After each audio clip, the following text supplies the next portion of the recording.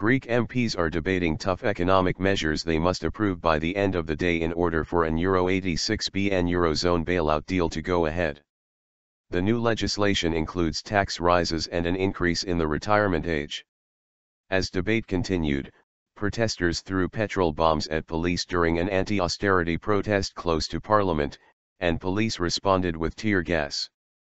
PM Alexis Tsipras has said he does not believe in the deal, but has urged MPs to agree to the measures. The vote is expected to pass with opposition help, despite a revolt from some hardliners in the ruling left-wing Syriza party. Pro-European opposition parties have pledged to vote for the measures. "If I don't have your support, it will be hard for me to remain as Prime Minister," Mr. Tsipras has told his MPs, as government estimates suggest between 30 and 40 will oppose the measures. Opponents of the deal took to the streets of Athens ahead of the vote, and unions and trade associations representing civil servants, municipal workers and pharmacy owners held strike action. More than half of the members of Syriza's Central Committee have signed a statement condemning the bailout agreement, describing it as a coup against their nation by European leaders. The possible bailout was agreed in Brussels on Monday by eurozone members, though one of Greece's creditors, the International Monetary Fund, IMF, has suggested in a report that it does not go far enough, and that Greece will need some of its debts to be written off. Greece's economy has shrunk by 25% in the last 5 years amid austerity measures designed to curtail its ballooning public sector debt. In order to begin negotiations over a third bailout worth €86 billion, £61 billion, $95 billion, over 3 years, Greek MPs need to approve measures including the ratification of the Eurozone summit statement, VAT changes including a top rate of 23% to take in processed food and restaurants and a 13% rate to cover fresh food, energy bills, water and hotel stays, and a 6% rate for medicines and books. The abolition of the VAT discount of 30% for Greek islands. A corporation tax rise from 26% to 29% for small companies. A luxury tax rise on big cars, boats, and swimming pools. An end to early retirement by 2022 and a retirement age increase to 67. Monday's announcement of a possible deal was met with anger among many in Greece, who called it a humiliation. The Greek constitution states that a government must have a majority, 151 seats out of 300. But if it loses a vote, the government can still function in a minority capacity as long as the opposition does not call a vote of confidence and as long as the numbers don't fall below 121. The number of anti-bailout MPs is known to be at least 30 within Syriza's 162-seat coalition.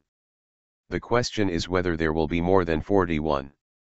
If the numbers go below 121, Prime Minister Alexis Tsipras's government will be severely damaged and will likely look to opposition parties to join a national unity government.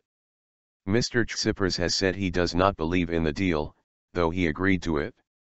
In a television address on Tuesday, he called the proposals irrational but said he was willing to implement them to avoid disaster for the country and the collapse of the banks.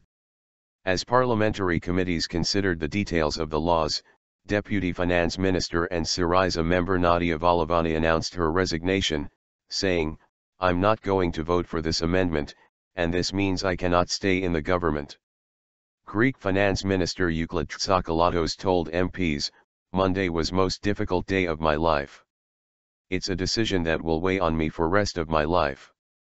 We had no choice." He added, "We never said this was a good agreement." And tempers flared when former Finance Minister Yanis Varoufakis was heckled with shouts of "You got us here" while addressing one committee. The jeers came when he said he doubted the deal could work, and compared it to the conditions imposed on Germany in the Treaty of Versailles after World War I. Meanwhile, French MPs have overwhelmingly backed the Greek bailout deal. Because of their constitutions, several Eurozone members, including Germany, must ratify the deal in their parliaments before it can proceed. Banks stay shut. Greece faces an immediate cash crisis. Banks have been shut since June 29. Mr. Tsipras has warned banks are unlikely to reopen until the bailout deal is ratified, and this could take another month. The European Commission has formally proposed a short-term Euro 7 billion loan for Greece through the EU-wide European Financial Stability Mechanism, EFSM. Use of the EFSM for Eurozone rescues has been opposed by Britain and other countries which are not part of the Euro but are European Union members.